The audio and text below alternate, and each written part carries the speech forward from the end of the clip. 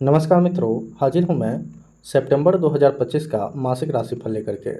तो सितंबर में कैसा रहेगा आप सभी लोगों का धन, शिक्षा, स्वास्थ्य, व्यापार और प्रेम जीवन, आज हम इस विषय में विस्तार से चर्चा करेंगे। किंतु इससे पहले अभी तक आप लोग चैनल को सब्सक्राइब नहीं किए हैं तो सब्सक्राइब कर लें। कर लिए हैं तो धन्यवाद। अब विषय पर आते हैं और सबसे पहले स्वास्थ्य की बात करी जाए तो शनि मंगल का आमने सामने का संबंध इस महीने बन रहा है और मंगल राशि होने के साथ साथ आपके रोगेश भी हैं और रोग कारक शनि से संबंध बना रहे हैं। इसलिए मंगल इस महीने रोग भाव का अधिक फल देंगे। ऐसे में जिन लोगों को कंधे में, हाथों में, हृदय या पेट संबंधित कोई समस्या है, वे लोग 13 सितंबर तक अपने स्वास्थ्य का विशेष रूप से ख्याल रखें। 13 सितंबर के बाद मंगल द्वादश भाव में शुक्र की राशि में गोचर करेंगे और शुक्र केतु के साथ दशम में गोचर करेंगे। सामान्य रूप से सामान्य लोगों के लिए 15 सितंबर के बाद का समय स्वास्थ्य के दृष्टिकोण से उतना ज़्यादा प्रॉब्लमेटिक नहीं है, किंतु कुछ ऐसे लोग जिन्हें गुप्त रोग की समस्या है, उन लोगों को अपने स्वास्थ्य का ख्याल रखना है। वही 15 सितंबर के बाद महिलाओं को पीरियड से संबंधित समस्या होने की संभावना है। कुल मिलाकर ये महीना कुछ लोगों के लिए तो ठीक ठाक है, लेकिन कुछ लोगों के लिए चुनौतीपूर्ण दिखाई पड़ रहा है। तो अपने खान पान पर विशेष ध्यान रखें। अब शिक्षा की बात करी जाए तो आपके पंचम भाव में शनि है और राशि से मंगल की दृष्टि है।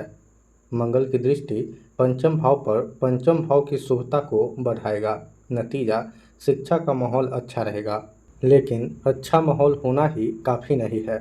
इसलिए छात्रों का मन पढ़ाई में लगना भी आवश्यक है। तो क्या इस महीने छात्रों का मन पढ़ाई में लग पाएगा? तो बुद्धि और शिक्षा के कारक बुध 15 सितंबर तक केतु के साथ युति में है। पंचमेश गुरु अष्टम भाव में है। अष्टम भाव के कारक तत्व और केतु के कारक तत्व में कॉमन है ज्योतिष, रिसर्च, सर्जन यानी टेक्निकल क्षेत्र से जुड़े छात्र जैसे इंजीनियरिंग, मेडिकल क्षेत्र, साइंटिस्ट, इन लोगों के लिए ये महीना बढ़िया है। वही सामान्य विद्यार्थियों के लिए ये महीना थोड़ा चुनौतीपूर्ण रहेगा। वही प्रतियोगिता की बात करी जाए तो मानसिक रूप से दबाव बहुत अधिक रहेगा। हालांकि अपनी तैयारी को लेकर मेहनत भी अधिक करते दिखाई देंगे। वही इंट्रेंस एग्ज़ाम की तैयारी करने वाले छात्रों के लिए ये महीना अनुकूल है। सरकारी नौकरी की तैयारी करने वाले छात्रों को मेहनत अधिक करना होगा। हालांकि सूर्य की स्थिति अच्छी है, लेकिन साथ में केतु के होने से एफर्ट अधिक लगाना होगा। कुल मिलाकर इस महीने आप लोगों को मेहनत बहुत अधिक करना होगा। अब आर्थिक स्थिति की बात करी जाए तो धनेश गुरु अष्टम भाव से धन भाव को देख रहे हैं, व्यय भाव को देख रहे हैं और चतुर्थ भाव को देख रहे हैं। अष्टम भाव बिन कमाया हुआ धन का होता है, पैतृक संपत्ति का होता है, गुप्त धन का होता है, भूमि के नीचे पाए जाने वाले रत्न का होता है और लॉटरी सट्टा का भी होता है। और यहाँ बैठे धनेश गुरु इन सब चीज़ों से लाभ करा सकते हैं। गुरु की दृष्टि सुख भाव यानी कि चतुर्थ भाव पर भी है। चतुर्थ शनि गुरु की राशि में पंचम भाव में है और राशि से मंगल से दृष्टि संबंध बना रहे हैं। चौथा भाव भूमि भवन वाहन का होता है। मंगल भूमि का कारक ग्रह है, यानी 13 सितंबर तक विशेष रूप से भूमि का लाभ होने के योग हैं। इसके अलावे भवन और वाहन का भी योग है। अब खर्च की बात करी जाए तो 13 सितंबर के बाद खर्चों में भी तेजी आएगी।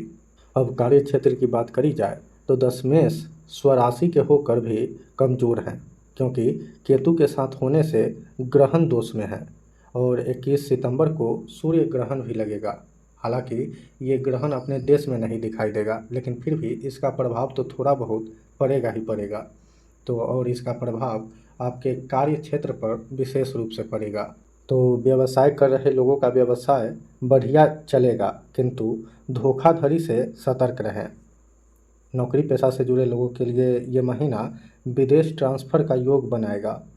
अब ये अच्छा है या बुरा, ये आप लोगों के मानसिक स्थिति पर छोड़ देता हूँ।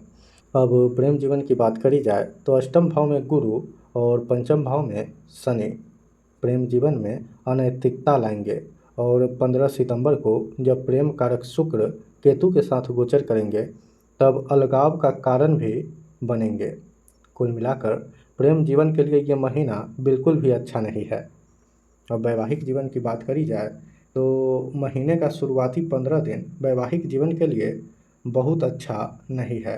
फिर 15 सितंबर के बाद जीवन साथी से दूर रहने का योग बनेगा और यदि ऐसा नहीं हुआ तो जीवन साथी से अनबन और तनाव होने की भी संभावना है।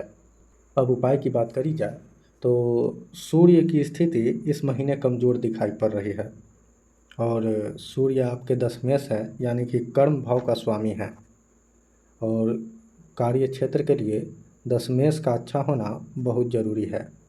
इसलिए भगवान सूर्य का बीज मंत्र का इस महीने 108 बार प्रतिदिन जप करें। इसके अलावे उनको जल से प्रतिदिन अर्घ्य दें। तो आज के कार्यक्रम में बस इतना ही। मुझे दीजिए इजाज़त। नमस्कार।